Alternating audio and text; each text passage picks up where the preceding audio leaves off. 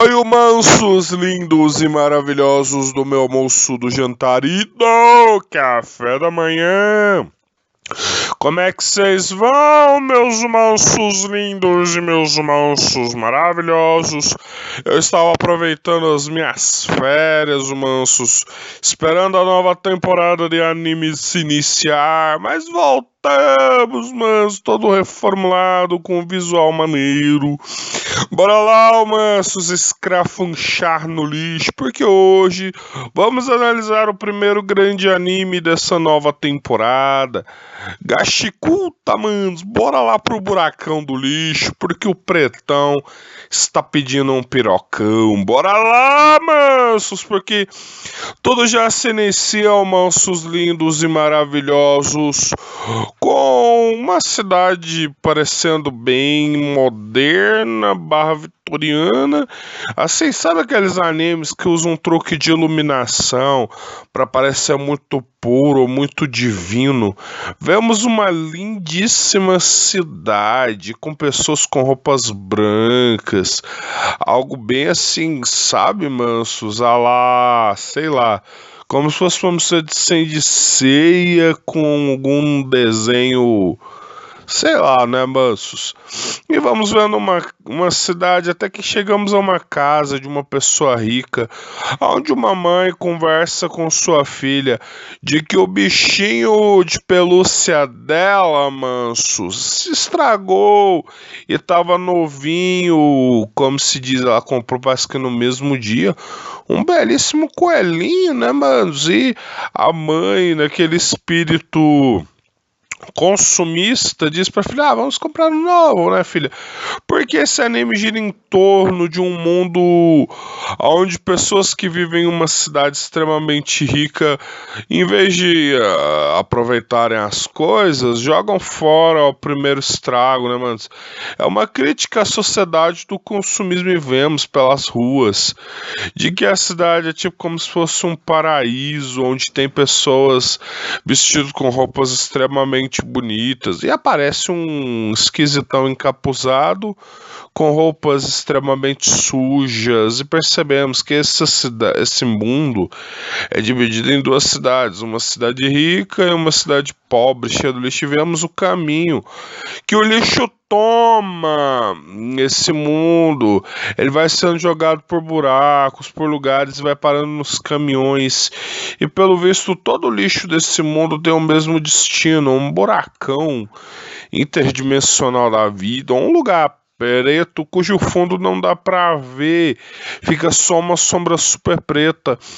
E o lixo nesse mundo é tratado como fonte de poder, mas isso só vai ser mostrado bem mais pra frente, onde um misterioso trombadinha com a cara coberta tá roubando lixo, né? Porque se lixo é uma fonte de poder, né? Caramba, dos A4, o cara vai roubar um poderzinho ali. E um dos guardas já vê alguém fuçando sacos de lixo e percebe que é o trombadinha recorrente que tá roubando o lixo ali da cidade. E os policiais vão atrás, né? Porque tá, o cara quer roubar lixo, então o que vamos fazer? Vamos meter bala, né, mano? Meter bala. E o coitado vai correndo, só corre, corre, corre. E é um moleque muito bonito, de olhos até bem simpáticos, e leva um tiro de raspão no braço, mas consegue manobrar a la Batman das ideias mais rápido do que as balas e pular pelo muro, né? Este é o nosso senpai do anime. O nome desse goril é Rudo Sukebrek. Vamos chamá-lo de só de Rudo Senpai.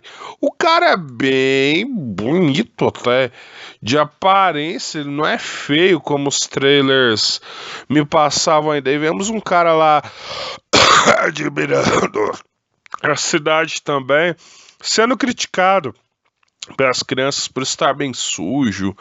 Esse é o cuidador do Rudo. Rudo tinha um pai que foi acusado de homicídio nessa cidade, né, manos?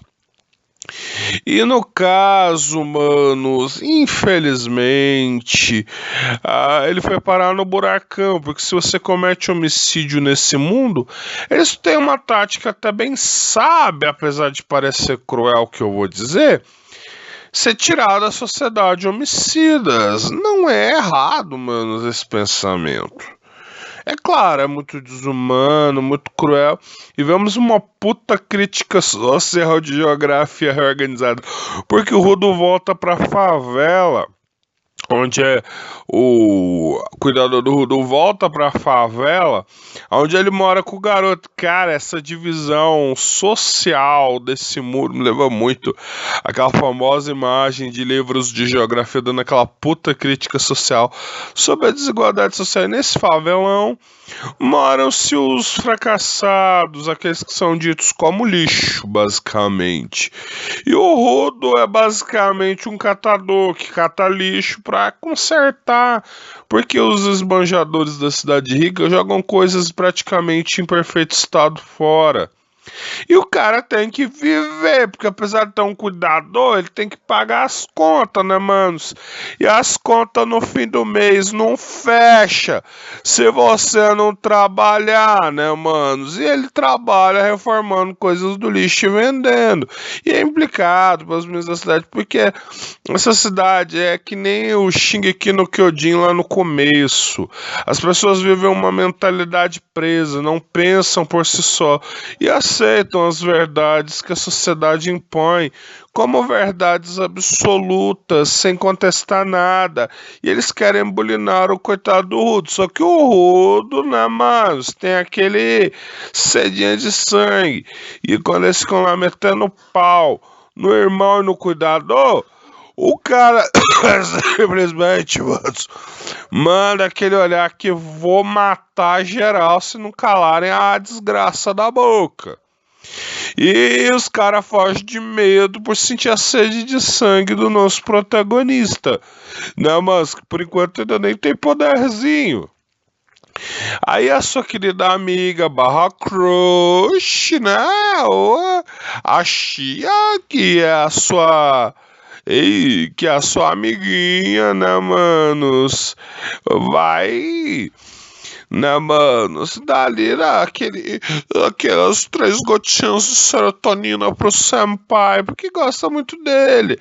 Aí ele vai pra casa, né, manos? Falar com o cuidador dele, porque, né?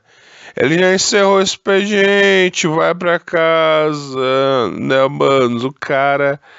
É, e ainda é criticado pelo cuidador, porque que ele cuida tanto daquele cara. E é um cara bem simpático, cara muito de bandidinho, de meias patacas, né, manos? Por vender lixo pra ajudar, ele fala que ele quer cuidar do seu amigo, porque afinal de contas, ele o criou, ele tem dívidas que não se podem pagar e vemos que o nosso senpai tem um problema de saúde grave, as mãos dele tem um ferimento misterioso, não sabemos se isso foi causado quando seu pai foi executado e atirado no buracão de lixo, lá em Gakutia, né, mano? Ou se isso é um sinal de poderzinho ou coisa do tipo. E esses ferimentos dói bastante. E o nosso senpai tem que, né, tá tratando as mãos e as luvas muito estilosas que ele usa lá, mobiando das ideias, ajudam a amenizar a dor, a proteger as mãos. Ele sai pra trabalhar no outro dia, né, manos? Ele quer dar o ursinho de pelúcia pra garota de quem ele gosta. E vemos o primeiro vislumbre desse buracão.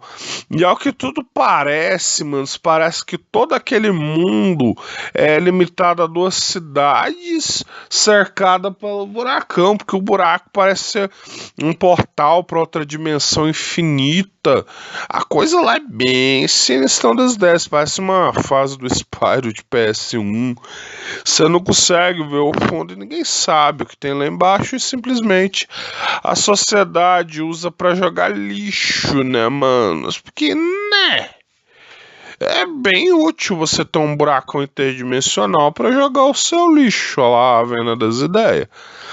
Aí os dois amigos ficam lá lamentando, a menina não quer que o cara seja jogado ali no poço. E vai-se embora. E a menina acaba por se declarar pra ele. Ele ia pra se declarar e ela que se declarou. O cara ganhou na loteria e pirou, quebrou muito, né, manos? A garota de quem você gosta se declara pra você. Caralho, borracha. Ganhou muito na loteria da vida. Só que, infelizmente, como a alegria de pobre não dura nem existe. Ao voltar pra casa, ele encontra aquele cara misterioso de capuz que tava na multidão, assassinou o companheiro dele e deu-lhe ali só um pescotapo e jogou ele no chão sangrando. E vai embora, levando ali o caderninho dele. E o cara grita: corre, moleque sem vergonha, sai daqui, porque ele sabia que os apóstolos sem vergonha daquela religião iriam chegar e acusar ele de homicídio. E não deu outro, cara. Já tomou ali um taser e já foi julgado e acusado de homicídio e já levado pra execução. Não teve nem o que falar, né, velho? Até porque o roteiro do anime tinha que andar, né? E, cara, até a amiga dele o abandonou enquanto ele tava lá pendurado pra ser jogado no buracão. E temos a cena do moleque sendo baixado, sendo jogado lá no buraco, acusado de homicídio, vendo que aquela sociedade é uma sociedade religiosa idiota, que segue as ideias religiosas de forma absurda, sem ouvir. Eles querem viver apenas a religiosidade, o seguir de forma idiota. Cara, olhar pra esse cara que tá dando essa sentença deu um nojo, cara. Eu nunca pensei que eu pudesse odiar um ser humano artificial 2D de uma forma, mano. Olhar pra cara desse idiota dando essa sentença. Ai, mano, me arrepia até o último cabelinho quicar, vontade de esmurrar esse cara, passar ele num moedor de carne moída 3 vezes, da forma mais dolorosa possível. Cara, e ainda tem uma religiosa de merda lá virando a cara, a própria amiguinha desistindo dele, que agora é uma ex-amiga. E o cara desce ao buracão amaldiçoando e a lata tá caída das ideias, jura matar todo mundo. Esse moleque vai quebrar muito esse paraíso. Ele não desceu no buracão à toa. Este carinha alaereno das ideias, cara, vai. Eu acredito que um dia vai arrebentar com tudo ali e não vai ter pra ninguém e todos vão se foder. E o cara chega ao fundo do poço e descobre que no fundo desse buracão o lixo desse mundo se transformou em monstros, mano, monstros vivos. É como se o excesso de lixo que enfiaram no buracão devido talvez à magia ou aos poderes do buracão ganharam vida, viraram meio que uns Autobots bem irados das ideias, né, manos? E com isso se encerra o episódio. E amei, manos. Esse é um daqueles animes assim pra você não botar defeito. Porque, manos, isso foi maravilhoso. Já deixa o like, o manso, se inscreve, liga aí o sininho das notificações e só voltem para mais.